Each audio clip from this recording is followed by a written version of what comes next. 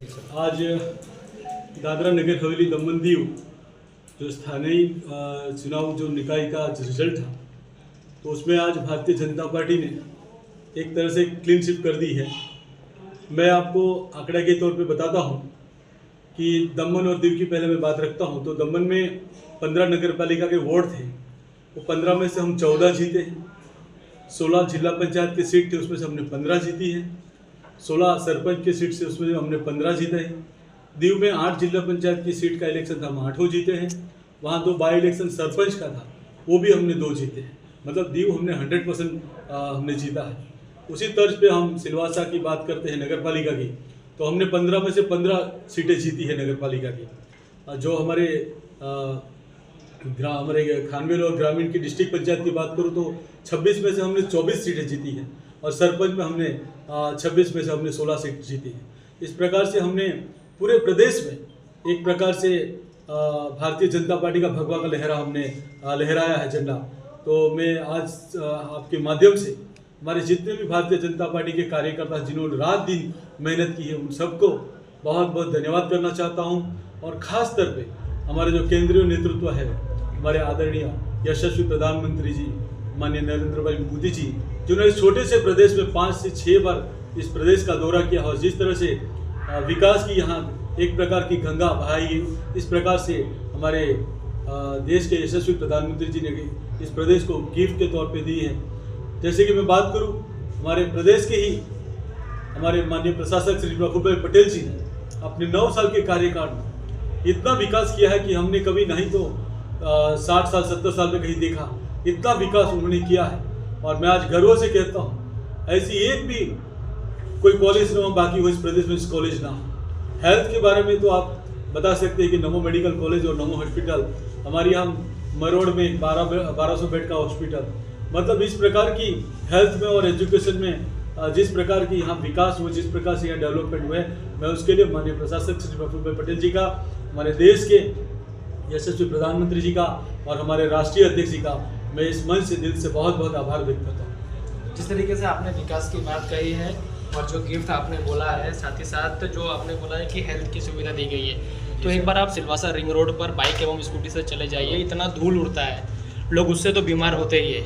तो नमो हॉस्पिटल उसके लिए बनाया गया और साथ ही साथ लोग काफ़ी दिनों से इस तरीके से परेशान हैं। तो क्या यही विकास है और आने वाले 5 सालों में क्या उसे ठीक कर दिया जाएगा? देखो, हमारा देश डेवलपमेंट कंट्री है। डेवलपमेंट इसके लिए है कि हर दिन डेवलप होता है। तो ये छोटी छोटी तो अभी आपने एक ही रोड के बारे में बताया, इससे अलावा आप देखिए तो वहाँ आप खानवेल विस्तार में चलिए, आप खेरडी में जाके एक बार रोड देख लीजिए, आप दुधनी पे जाके एक बार रोड देख लीजिए, डेवलप होता है।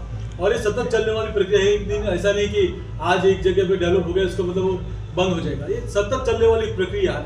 आपने हमारा ध्यान दौड़ा है उस पर, हमने बारिश का मौसम अभी भी आप देख रहे थे कि हफ्ते भर पहले ही बारिश हुई है।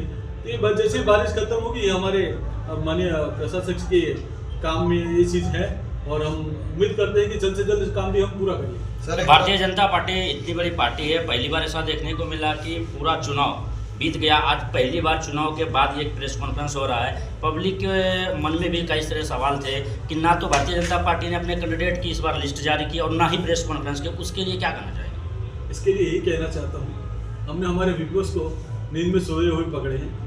वो ये चाहते थे कि हमारे से नाराज होकर छिटके वो अपने उम्मीदवार बनाना चाहते थे, हमने उसके मंसूबे पे हमने पानी फिर दिया। हमारी प्लानिंग के तहत ही हमने ये काम किया है कि हमने हमारे कैंडिडेट को नहीं, जैसे कि हम अभी हमारी पॉलिसी हम बता सकते हैं कि हमने इंडिविजुअली फ़ोन करके सबको बोल दिया था, जिसको हम टिकट देने वाले थे उनको हमने बता दिया था कि आपको अपनी तैयारी करनी है। लेकिन हमने जानबूझ के हमारी प्लानिंग के तहत ही हमने किया था कि हमने कोई प्रेस वार्ता नहीं किया, हमने कोई डिक्लेयर नहीं किया। दूसरा सवाल एक ये है कि दादरा नगर हवेली में जैसे कि आप भी कई सालों से इस फील्ड में हैं और ये पत्रकार भी हैं, पब्लिक भी हैं, सब लोग हैं, पहली बार इस तरह से देखा गया और विपक्षी ने भी इस पर सवाल खड़ा किया कि पहली बार इतने लोगों के जो कैंडिडेट के जो पर्चा रिजेक्ट हुआ, उस पर क्या करना चाहेंगे? क्या जिसने जो बात खड़ी की है उसको पूछ लीजिए, आपके पास नगर पालिका में 15 वार्ड है, आपके पास 15 उम्मीदवार क्यों नहीं मिले? उसको पूछिए गोलंडा में आपको क्यों नहीं जिला पंचायत का एक मेंबर मिला? आप उसको पूछ लीजिए क्या भारतीय जनता पार्टी का 17 फॉर्म कैंसिल नहीं हुए क्या? ये भ्रम फैला रहे थे इलेक्शन के पहले, वो लोगों को गुमराह कर रहे थे कि उसको कहीं वोट मिल जाए। उन्होंने 2024 में यही काम किया था कांग्रेस ने, लोगों को गुमराह किया था और वोट कुछ हासिल किए थे। लेकिन इस बार लोग सचेत थे, लोगों ने विकास को देखा है। मैं आपको बता दूं, क्या हमारे अम्बोली का सरपंच का फॉर्म कैंसिल नहीं हुआ क्या? मैं खानवेल के हमारे जो 4 पंचायत के वार्ड मेंबर हैं, क्या उनका फॉर्म कैंसिल नहीं हुए? 17 फॉर्म कैंसिल हुए, 17 तो हमने कहीं मीडिया में आके कहीं बाइट दी क्या? गलती हुई होगी हमारे से, हम मान लेते हैं, हम मानने वाले लोग हैं, हम लोगों को गुमराह करने वाले लोग नहीं। हमने माना कि हमारी गलती हुई, हमारा फॉर्म कैंसिल हो गया। अभी उसमें किसका दोष देना है? अभी उनका यही प्रॉब्लम है। ये क्यों नहीं बता दें कि ये हमारा फॉर्म सही था और ये फॉर्म कैंसिल क्यों हुआ? फॉर्म दिखाने के लिए बोलो ना, किस प्रकार से उनका फॉर्म कैंसिल हुआ, फॉर्म क्यों नहीं दिखाते? वो दिल्ली में जाके प्रेस कॉन्फ्रेंस करते हैं, आ जाइए सामने सामने डिबेट कर लेते हैं। ये सिर्फ प्रफुल्ल भाई पटेल और जो यहाँ चुनाव अधिकारी थे उनको बदनाम करने की साजिश थी, लेकिन लोगों ने देख लिया। हम मानते थे कि 2024 में लोगों को उन्होंने गुमराह किया था। खानवेल में हमको कम वोट मिले थे, लेकिन आज खानवेल की परिस्थिति देख लीजिए। आज 11 में से 11 हमने जिला पंचायत सीट जीत ली है, तो लोगों का विश्वास तो है हमारे प्रति। कई दिग्गज नेता सर हारे भी हैं। आज जो जिला पंचायत का जो अध्यक्ष थे उनकी भी करारी हार हुई है, इसके बारे में क्या कहना चाहिए? नहीं, तो जो हमारे दामजी भाई कुराड़ा की आप बात कर रहे थे, मैं मानता हूँ, देखो राजनीति होती है, कभी कभी उनकी जो सीमांकन थी वो भी बदल चुका है। वो पहले अलग पंचायत में थे, अभी दपाड़ा में आए हैं, तो कुछ कारण हुए और उस कारण पे हम बात करेंगे, देखेंगे। और हमारी पार्टी हारने के बाद बैठती है, उस पर अध्ययन करती है कि किस कारण से हम हारे। हम किसी पे ब्लेम नहीं करेंगे, ये हमारा क्लियर है। सर, इतना बड़ा जश्न है आज दादरानगर में, भारतीय जनता पार्टी यहाँ जीत का जश्न मना रही है और सांसद जी आज भाजपा के होने हुए यहाँ पे नहीं उपस्थित है, उसके क्या कहेंगे? देखो, हम सभी जानते हैं, मुझे मीडिया में इस बात को नहीं बोलना था, लेकिन आपने सवाल ऐसा कर लिया कि अगर मैं नहीं जवाब दूँ तो फिर आप लोग उसको ट्वीट कर देंगे। बहन का हेल्थ का इश्यू रहता है, इसके लिए हमने कुछ बात हम नहीं, ज़्यादातर उन्होंने प्रचार में भी कम आए हैं, तो अभी वो मीडिया में बोलने वाली बात नहीं है। लेकिन अभी आपने पूछ लिया, इसके लिए मैंने बोल दिया। हम उम्मीद करते हैं कि अगले कार्यक्रम में बहन हमारे साथ होगी। भाई साहब, अध्यक्ष अपना प्रेस वार्ता किए और प्रेस वार्ता में उन्होंने कहा कि इलेक्शन सिलवासा का हाईजैक हुआ है, इसके लिए क्या कहना चाहेंगे आप? ये बिहार में जो इलेक्शन चल रहा है, उनको यहाँ की बात वहाँ बिहार में उठानी थी और वहाँ अपना वोट बटोरने का उनकी प्लानिंग था। आप समझ सकते हैं, मीडिया के लोग, आप जागरूक लोग हैं, उनका एक प्लानिंग के भागरूप ही हुआ है। क्योंकि आज क्यों नहीं बाइट दे रहे हैं कि आज हमारे कैंडिडेट हारे कि नहीं हारे? हम किसको ब्लेम करें? हमारी कहीं कमजोरी होगी, जैसे भाई ने कहा कि हमारे दामजी भाई कुराड़ा हारे, हम हारे मानते हैं कि नहीं मानते उस चीज को? क्या हमारे दमन में 12 नंबर पे क्या हमारे उम्मीदवार नहीं हारे? क्या हारे? हमारे सबसे मजबूत सरपंच था भीमपुर का, हम हार गए। हम मरवड़ में हमारी जिला पंचायत की सीट हमारी, तो कहाँ दिक्कत है? अध्यक्ष, स्वराज चुनाव जहाँ स्वराज चुनाव भाजपा के लिए जो प्रचंड जीत मिली, काफी अच्छी खबर है और सुकून देने वाली है। वहीं दूसरी तरफ आदिवासी बहुल क्षेत्रों में एक चुनौती भी पेश आई हुई है, देखने को मिली है, काफी नाराजगी भी मिली है बहुत लोगों को। उनको किस तरह से आपको विश्वास में लेना है? आगे की रणनीति क्या है आपकी?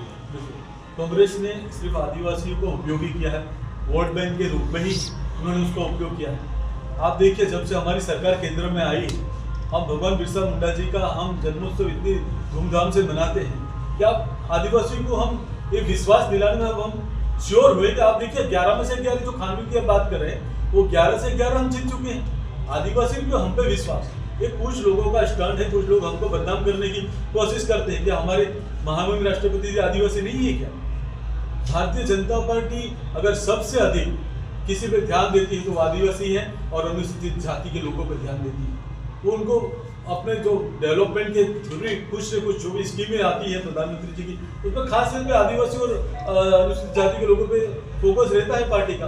और हम आने वाले दिनों में ये भी विश्वास आपको दिलाते हैं कि हमारी जिला पंचायत में भी सरकार बनी है, हमारी नगर पालिका में सरकार में हम अच्छा काम करेंगे, लोगों का दिल जीतेंगे। जहाँ हम कमजोर हो गए वहाँ हम मेहनत करेंगे। शपथ ग्रहण समारोह कब करने जा रहे हैं?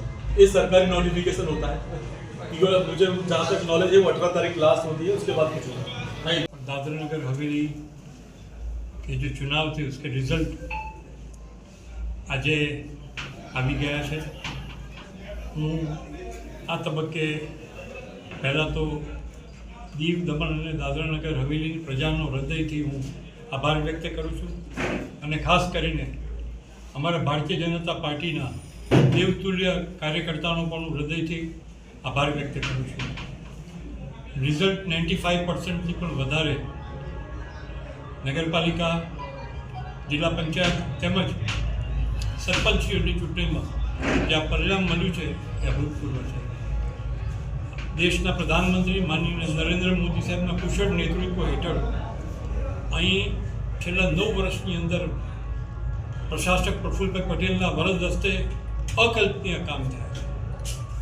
જ્યારે આજે પણ જ્યારે દિલ્હીમાંથી કોઈ પણ નેતૃત્વ આવે છે અને જ્યારે એ દીવ, દમણ અને દાદરાનગર હવેલીના વિકાસની વાત કરે છે ત્યારે એ મંત્રમુગ્ધ થઈ જાય છે.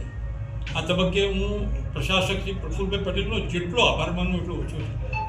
ખૂબ નિડરતાથી એવા બધા પ્રશ્નો જે હલ કર્યા છે જે મોટા સિટીમાં ગુજરાતમાં મારી પાસે નથી. હોસ્પિટલ લઈ લો, મેડિકલ કોલેજ લઈ લો, શિક્ષણ ક્ષેત્રે લઈ લો, આરોગ્ય ક્ષેત્રે લઈ લો, રમતગમત ક્ષેત્રે, બધા જ ક્ષેત્રે જે કામગીરી કરી છે પ્રજાએ એને મોર માની છે. જ્યારે મેં ડોર ટુ ડોર પ્રચાર કરવા ગયા ત્યારે અમને એવું હતું કે ખૂબ વિરોધ વંટોળ પ્રચાર દરમિયાન હશે, પણ આપ લોકોના માધ્યમથી કહેવા માગું છું કે અભૂતપૂર્વ પ્રતિસાદ અમને પ્રાપ્ત થયો છે. ખૂબ સરસ કમ્પ્લેન હોય તો કહી પણ છે અને એક જ વાત કરે કે ઇલેક્શનના દિવસે કશું જ નહીં આપીશું તો મત ભારતીય જનતા પાર્ટીને આપીશું. આ અમે જાતે જોઈને આવ્યા છે અને બતોર અમે ઘણી બધી વાત એવી છે કે અમારે કરવા જેવી છે તે આવનારા દિવસોની અંદર અમે ચોક્કસ કરવા જઈ રહ્યા છીએ.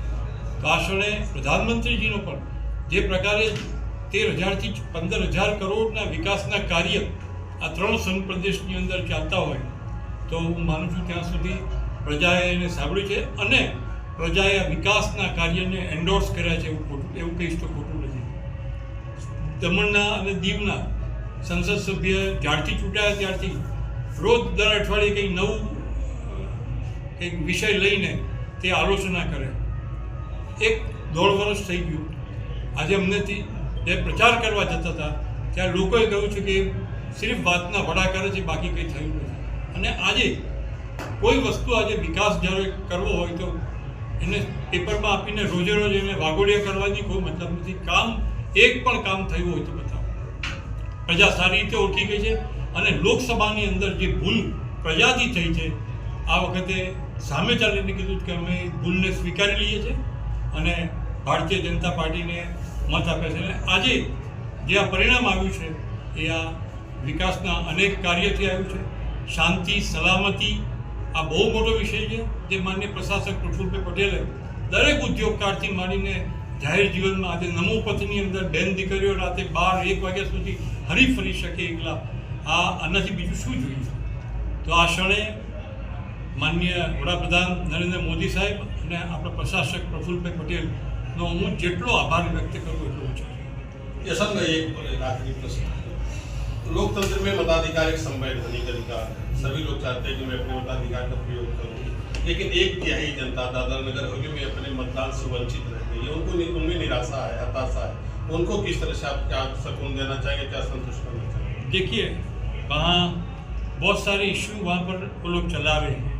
एक तो जंगल ज़मीन वाला इश्यू है और कुछ ना कुछ हमें ये भी देखने को मिला है कि जो आज तक वो प्रदेश में जो पेनिट्रेट नहीं था जो प्रॉब्लम, वो लोग जानबूझकर इलेक्शन के माध्यम से वो प्रजा में पेनिट्रेट करते हैं. वो हमें देखने को भी मिला. हम उसकी बात पूरी डिटेल हम लिए भी हैं और हम वो डिटेल हम ऊपर प्रधानमंत्री तक किया तो वो जो विभाग के मंत्री है वहाँ तक हम लोग जरूर से देना चाहेंगे, क्योंकि वहाँ अगर कुछ नहीं मिलता है तो वो जंगल ज़मीन या कोई भी दूसरा इश्यू लेके खड़ा करते हैं.